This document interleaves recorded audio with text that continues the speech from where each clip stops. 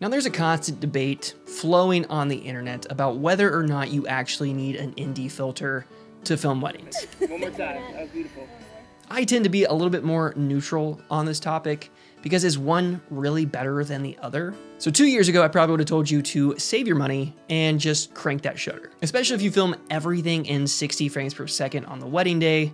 But if you are shooting in 24 frames per second, if you're filming in log picture profiles, if you're trying to get creative slow shutter effects, this is where an ND filter is really a must-have. And since I've been experimenting more with 24 frames per second, I've started to recognize how important these filters are for filming weddings. So why do you need an ND filter? ND filters help you maintain proper exposure without sacrificing the integrity of your shutter speed. Depending on whether or not you crank shutter or maintain the 180-degree shutter rule, which is basically having your shutter speed double your frame rate, there's a big contrast to the feeling that you are creating here.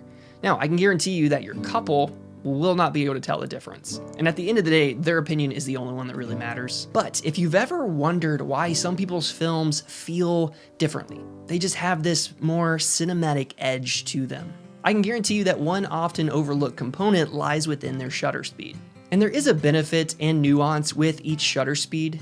For instance, if you choose a slow shutter, you could create this really dreamlike effect, which has been a really creative choice that I've loved to infuse in my wedding films as of late. And then you have your normal shutter speed, which is gonna mimic what the human eye naturally sees. It's gonna give you that motion blur to help you create that cinematic edge. And then you have a fast shutter, which is great for exposing on the fly, but it also kind of reduces that motion blur, creates this staccato effect within your frames, and retains more sharpness within your image, which isn't always a good thing. So which ND filter do I use? Now, I've used a lot of different filters over the years, from Polar Pro to Tiffin to Nisi, and my favorite brand out of the three has got to be Nisi. I've found that their true color filters have the least amount of color cast and pair well with most Sony cameras. I use both the Swift system and the Jetmag Pro magnetic system, which is a really amazing kit with only one drawback. Now, when it comes to magnetic filters, I feel like this is the future of NDs. This is really what you want, especially in terms of efficiency and allowing you to dial in the specific look you need without compromise. Because they're easy to attach, they're easy to disassemble, you can stack as many options as you want, from a mist to a CPL to an ND. Magnetic filters are just really useful tools that help you dial in the exact look that you're going for. But is it good for run and gun wedding filmmaking? But before I dive into that, let's dive into what you actually get with the Jetmag system. I got the cinema kit that comes with a 2-stop ND, a 3-stop, a 4-stop, and a 6-stop. It also comes with a true color circular polarizer and a black mist 1/8 filter. Its locking mechanism is actually really well done. It's very durable, very stable. You can lock these filters in and have peace of mind that they're not gonna go anywhere. They're not gonna accidentally fall off of your lens, which is honestly a must-have when it comes to magnets. You wanna make sure that you're not gonna lose this really expensive piece of glass. It also comes with 4 adapter rings, a 67, a 72, a 77, and an 82, which gives you a lot of versatility and flexibility to pair with a lot of different lenses. And then of course the caddy case that you can hook onto your belt and carry with you throughout the wedding day. A great concept with the Jetmag system is the color code for these filters. You have different colors letting you know which filter is which, except for the NDs, they're all blue, which can be kind of annoying on location because you're trying to find the exact one you're looking for. So it would be nice to have different color codes for different ND strengths. But the only drawback to the Jetmag system is the lack of variable NDs. And if you're in the realm of live events like weddings especially, it can be a bit of a deterrent when you need that quick exposure adjustment with the variable solution and you have to kind of reach in your bag, pick out a different filter, slap it on. Yes, it's quick to attach them, but you really want that variable option so that you just have a quick turn, dial in your exposure, and keep it moving.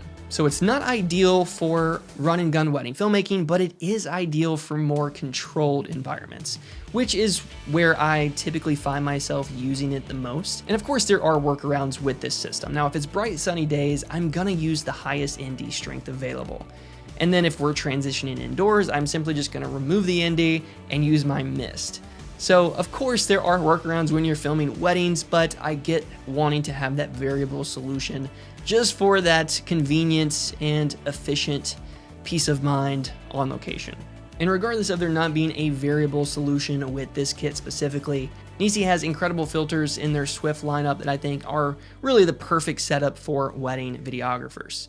But when it comes to the future of ND filters, if your camera doesn't have them built in, I really do believe that magnetic filter systems are going to be the future, and they're going to make the screw-on filters obsolete at some point, just because they are more efficient. They're more versatile with how many stacking options you can add, avoiding cross-threading your lenses, which is definitely something that I've done in the past. I actually have a lens right now. Actually, hold on. So this lens right here, I can no longer screw on filters because I cross-threaded it. So yeah, there's that, and having that magnetic option would definitely eliminate that potential. Because yeah, that filter, it lives there now. But overall, the benefits of using an ND filter are so worth considering, especially if you are filming in 24 frames per second and you want that really cinematic motion blur. You want to create that feeling that just feels so unique and real and authentic. If you want to add some spice and some flavor with maybe a slow shutter effect to your films, having an ND is actually a must-have for this effect.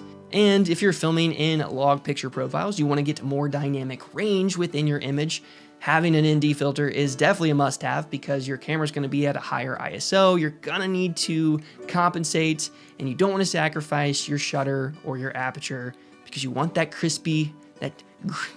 because you want that creamy, shallow depth of field that everybody loves. An ND filter is just that one tool you don't want to leave out of your camera bag. So thanks so much for watching, guys. I hope you found this video helpful and valuable in some way. If you did, it would mean so much if you consider liking and subscribing. Drop a comment below. Let me know what's your favorite ND filter to use right now. Either way, I'd love to hear from you. So until next time, keep creating and telling beautiful stories. Peace.